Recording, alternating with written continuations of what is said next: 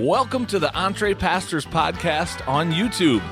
This is a show that helps pastors think, act, and thrive as prosperous entrepreneurs.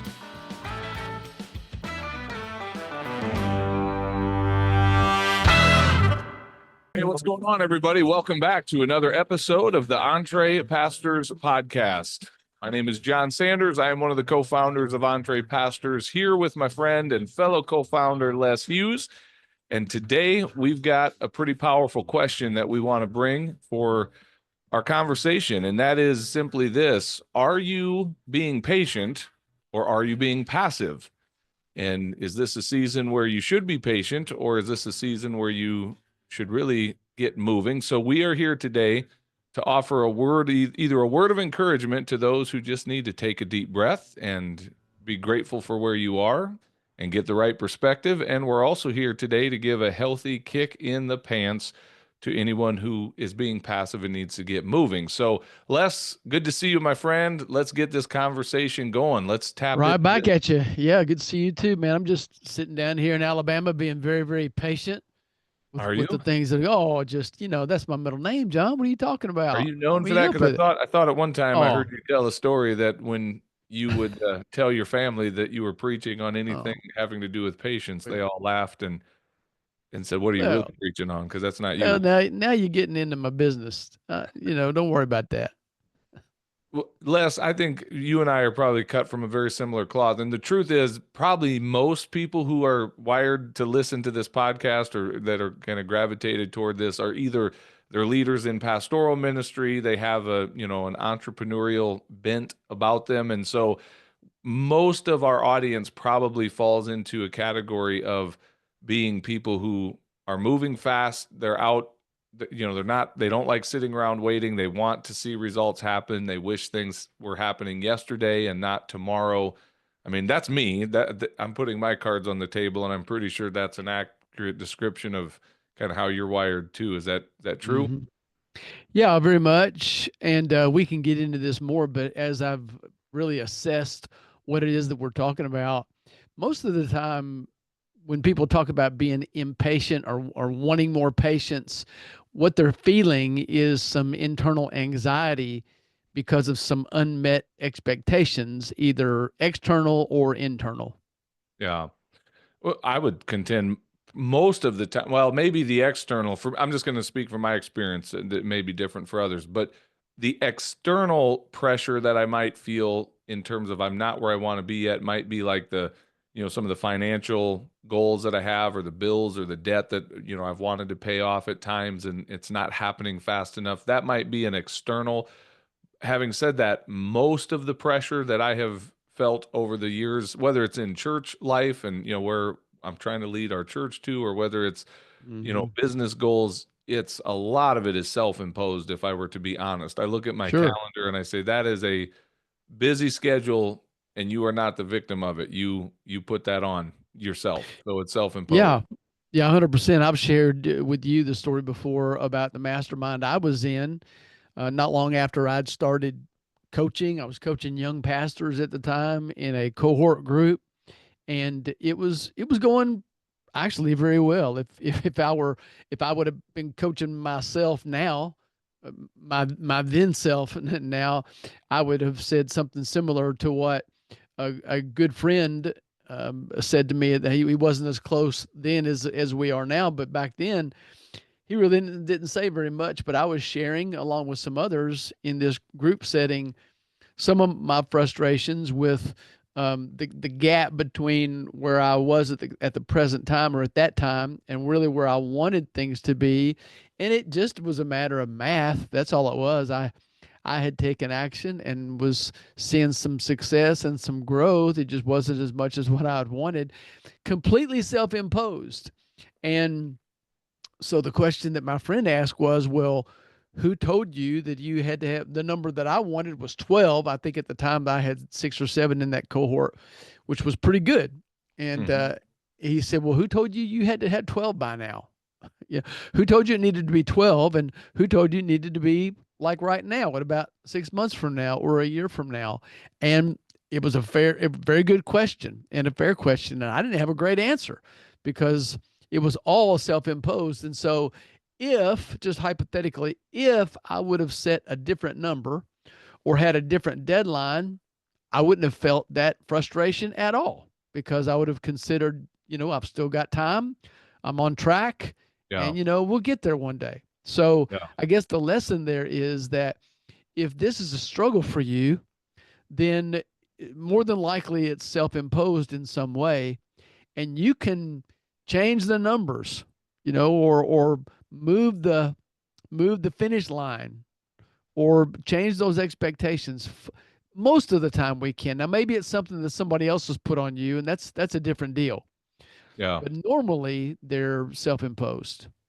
Yeah. And so what we want to do in our conversation here today is really speak to both ends of that spectrum. And it is a tension. I don't know that we ever get to just fully one or the other. I mean, maybe, again, maybe we are. Maybe there's people that are just completely in one category, but I find much of the time it's a tension that we live in. And so we want to speak to those today who really just need to be encouraged and get some advice around what does it look like to be patient in this moment where I'm not where I want to be. And then also we'll circle back to that, group of people in our community or in our audience right now who truly have been way too patient and they need to get moving because their patience, what looks like patience, is actually being passive. And so we're going to hopefully give the medicine that's needed to both directions here. But this is you and me kind of just sharing our own heart and our own struggle. One personal thing before we jump into giving some advice, where I'll share from just a real time update with one of my businesses, Les, and I won't go deep into detail with this other than to say, on one hand, I'm seeing very real opportunities, doors of opportunity that could be swung wide open to like scale a business in a way that I never planned or thought really wasn't on the radar when I opened this up a few years ago. And yet I've got some real conversations going in other parts of the country to like expand this business into other locations. And certainly to my entrepreneurial minded, kind of wired self, like that's exciting, that's energizing.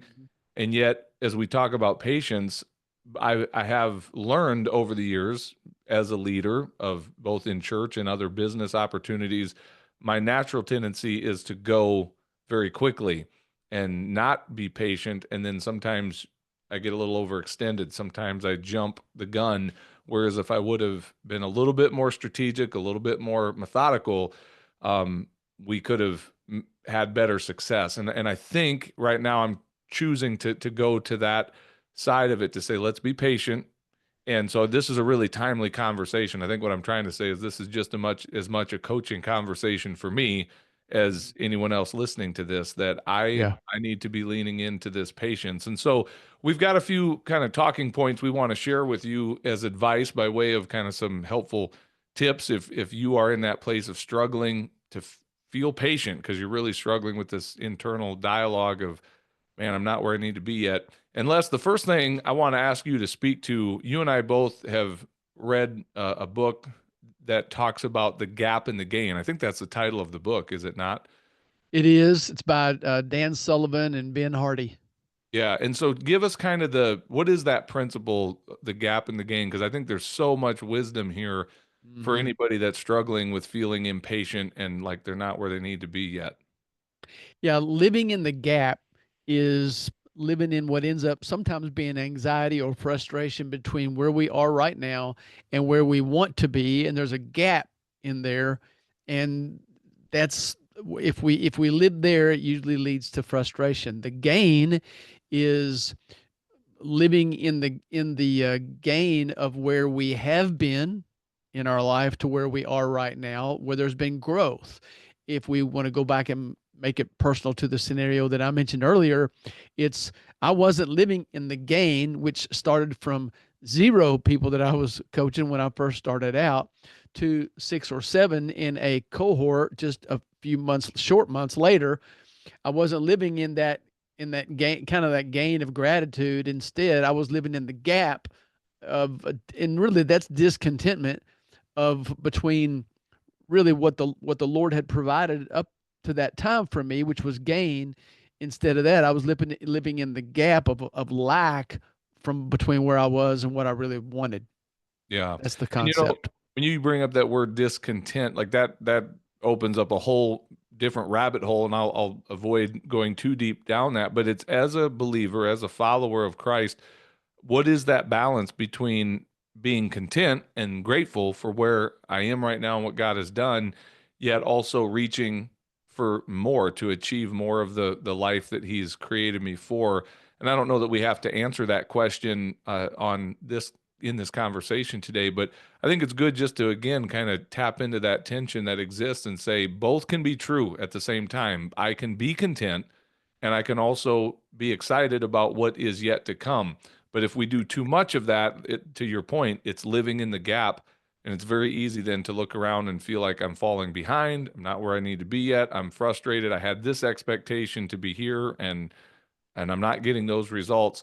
And that really speaks to me, Les, because when in many arenas of life, when I turn around and look at how far I've come and the growth that's been there, it's a whole different perspective than when I'm simply focused on the gap of how far I want to go. So just that idea of really celebrating the accomplishments that have already happened is a good thing.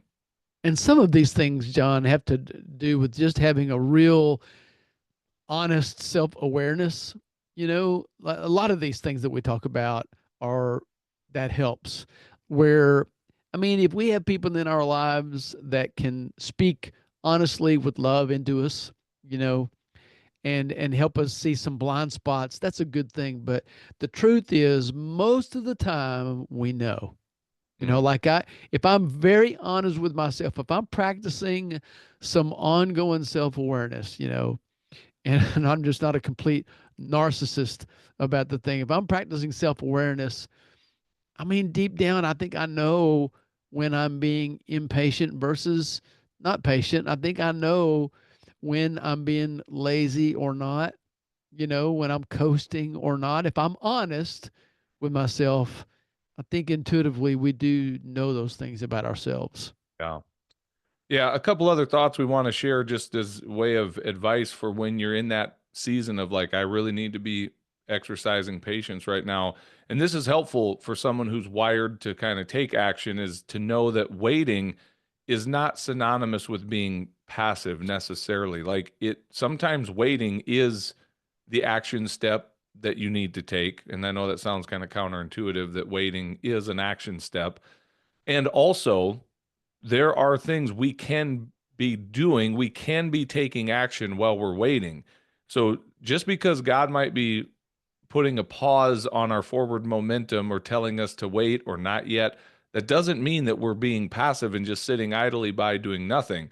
We recently were having a similar conversation in our business builders community, Les, and you encouraged our members there just to, if they're in this place, feeling like I really just need to be exercising some patience right now. You were saying, like, just put an action on the calendar, and be ready to move forward when that time comes.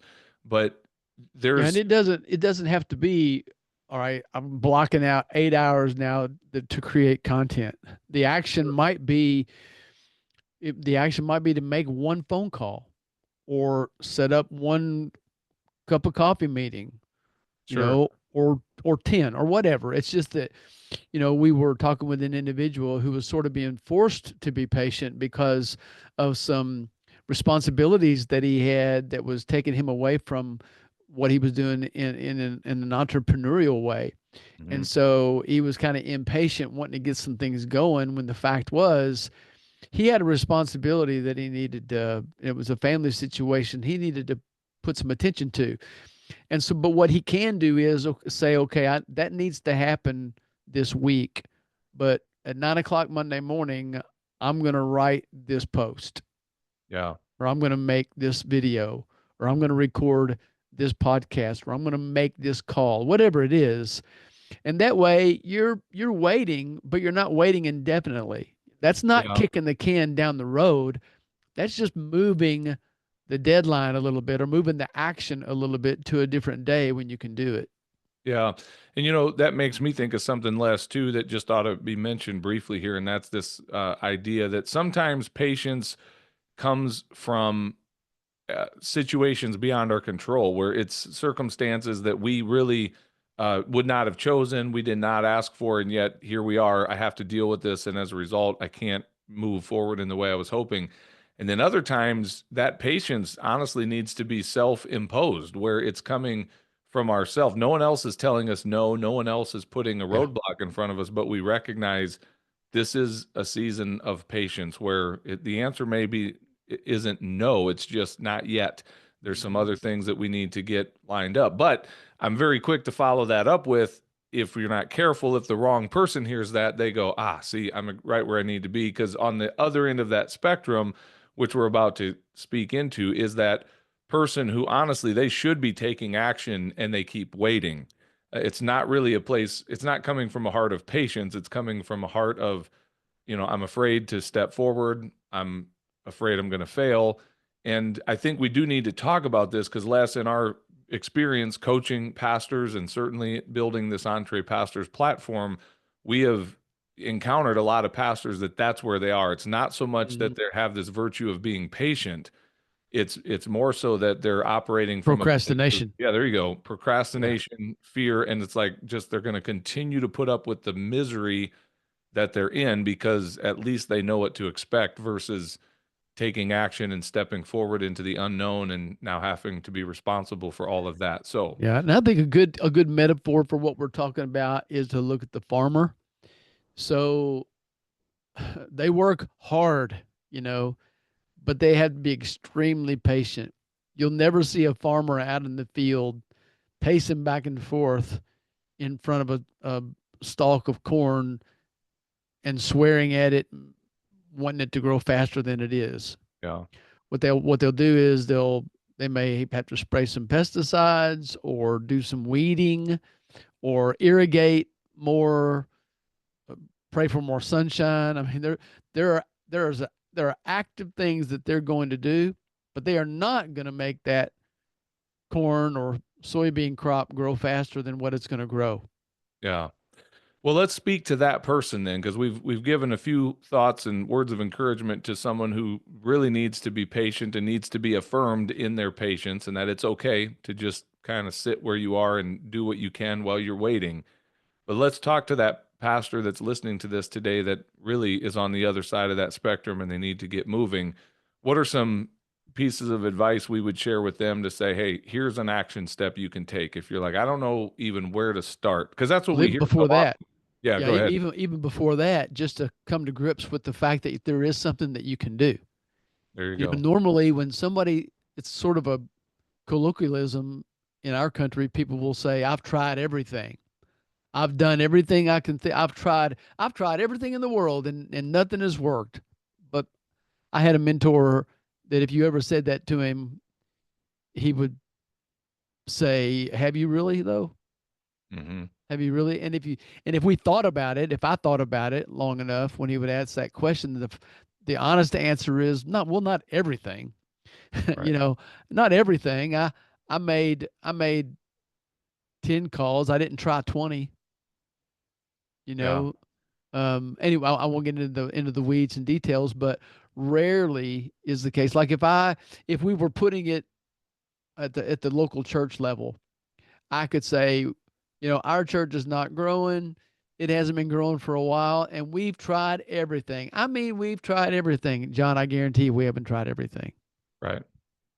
Right. Now, There's we always might have something. tried everything that was easy or tried everything that we thought of at the time, but there are always things to do. And so I would just say, just like do something, Yeah. and try. And if you can honestly say that you've tried everything that you can think of, then maybe get some input from someone else that you trust, or it really might be time to just wait. Yeah. And you had said something earlier about that as far as getting that input from other people. I think this is a good exercise, especially if sometimes people know what they need to be doing. They know what the action step is. They have clarity. That's a good word. They have clarity around their path and forward and the vision of what they want to accomplish. Other times we encounter people who don't have that clarity yet. They They're know just they need to stuck. be doing something, but they kind of feel stuck. So maybe it isn't even the same as being passive. And I've heard you recommend this to people before that are in that scenario, and that is to get some input from other people around them in their inner circle, people who know them well, people who care about them, And describe that process. If you were telling me to do that, like what do I need to do? Because I think there's some real wisdom in this exercise, and it is an action step that I can take like today if I need Okay. to. If everybody listening could just consider Jon and me your business coach for a minute, and you'll see why in just a second. So I had someone, I was at a place where I was a little bit stuck several years ago, and didn't know what next steps should be. And he said, "Well, here's what you do." He said, and I'm going to say email. It could be phone calls. It could be conversations at church, whatever. I mean, it could just be input, right? But the advice he gave me was, he said, "All right, I want you to email 20 people and tell them that your business coach gave you this homework, this assignment." And he said, "I want you to say your business coach told you to ask 20 people what they thought of when they thought about you. In other words, what comes to mind when you think about Les Hughes? What comes to mind when you think about Jon Sanders?" And then just let them respond. And if you send it out to 20 people, you may get 10 responses, you may get 15, you may get 5, but whatever you receive is going to be honest. Make sure that it is people that know you. And in those responses somewhere are going to be some ideas, either affirming to some things you've already thought, which is probably going to happen, or it may be some new information. And, it could be something that they may get back with you, something that you don't consider positive. Maybe it's a blind spot, but it may be keeping you stuck. And so you need to address it, but you'll get some information in there from people that's helpful. Yeah, and that in and of itself is an action step forward. So I think that's good advice if you really feel like you're stuck and you're like, I really don't know what I could be doing. And again, I'm going to push back on this idea that you really don't have any idea of an action step you can take, because most of the time we kind of know we've been avoiding the thing that we know we should be doing, and we know what that is. But here's the last piece of advice I would give, and it'll kind of set us up for transitioning out of the show here today, Les. And that is simply this: is I cannot say how valuable it has been in my life to have access to certain communities and coaches that I have invested into, who've been able to walk beside me and encourage me to take action, sometimes to give me a little bit of a prompt that I need, or a word of advice or encouragement or support. And so I would encourage you, if you're in that place of feeling really stuck or passive, or you're not moving forward and that's what you need, then you probably should invest into some kind of community or coaching that will give that accountability, that support, that encouragement. And it just so happens that we offer that here at EntrePastors. And Les, if you don't have anything else to add to this conversation, I want to spend just a minute talking about a new way that we're supporting some people in our community, if you're good with that. Yeah, go ahead. So, guys, before we wrap up and close out this episode, we want to talk about this idea of voice message coaching. It's something that I've been experimenting with in recent months and having tremendous success, both with my clients and even in my own world, coaching people in a voice messaging venue. So let me describe what that looks like real quick. Essentially, rather than having like a one-on-one in-depth coaching call where you show up on a Zoom call or an in-person meeting and we're sitting down for 60 minutes and it's just heavy content, you feel like you're drinking from a fire hose. Instead, we're carrying on an ongoing conversation through little voice messages back and forth. We use an app called Voxer with our coaching clients here at EntrePastors, but it's basically a way to have access to a coach where you can jump in and ask a question, share something you're thinking through, ask for feedback on something, and get almost real-time response. It's not a phone call, but within a very prompt period of time, you're going to have myself or Les or both of us responding to your question and saying, hey, here's what we think about this. Have you thought about this? And what I've noticed with my coaching clients that have been taking me up on this in my own private coaching, Les, is that they're getting little bite-sized actionable steps. They have the ability to process what I'm saying. They can go back and listen to a recording multiple times. I can do that. When they ask me a question, I have that benefit of being able to process their question for a minute rather than just in the heat of the moment giving an answer. I can really think through it and give a well thought out response. And it's been really cool to see some of our clients getting real progress in a real short period of time. And so this is something we're getting ready to roll out immediately to our community, voice message coaching. And Les, any thoughts that you have on that or anything else you want to say before we tell them where they can go to jump in? And Well, yeah, and it's already rolled out. We've Yep. got people that have been kind of beta testing it already and have seen some good things come from it. And it's really, if budget stuff is an issue with you, and it is many people. I'm not talking to you, John. I'm talking about the people that are listening. If budget stuff's an issue and you've looked into one-on-one coaching and it might be a little bit outside of your budget, this is a great option. We've really included several options for people at different levels and different budget levels. So this is a nice one, though, and you can go look at all of the details and even the differences between some of the options that are out there.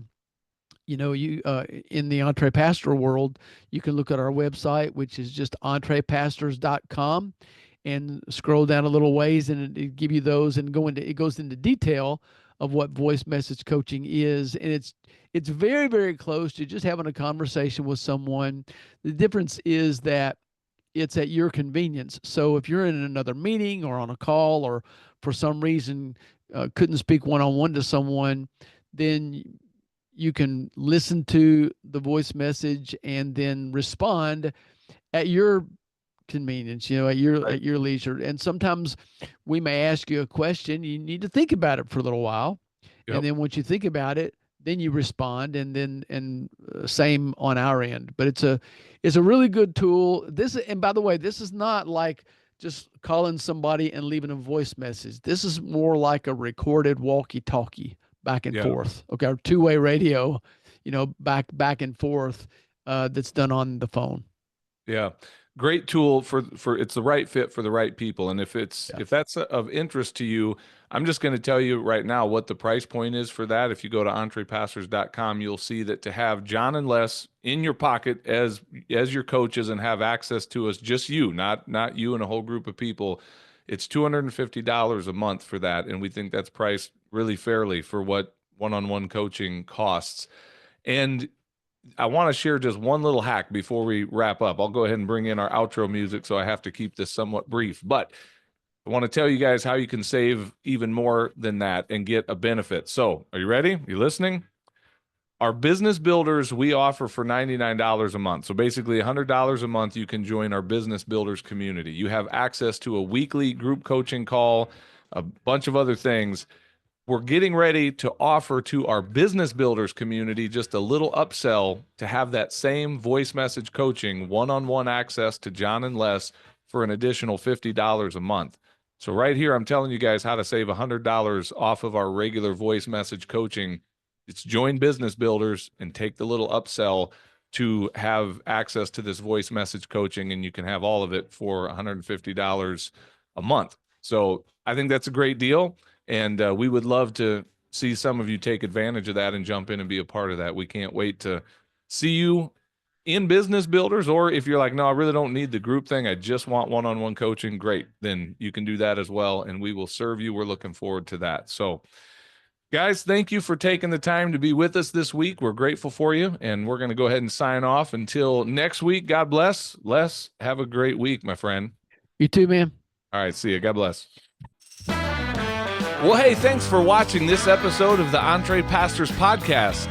Make sure you hit that subscribe button so you can be notified every time we release a new episode. If you'd like to get connected to other pastors who are learning to think, act, and thrive as prosperous entrepreneurs, then we invite you to check us out on Facebook. Just search for the EntrePastors Connect group, answer a few of our simple questions there, and we'd love to include you in the conversations. And if you're really ready to go to the next level, then we invite you to join our EntrePastors membership community. When you become a monthly subscriber, you will receive access to courses, exclusive community, and coaching that will help you along in your own EntrePastors journey. If there's anything else we can do to serve you, please visit us at EntrePastors.com, and we will do our best to serve you there. God bless everybody. See you soon.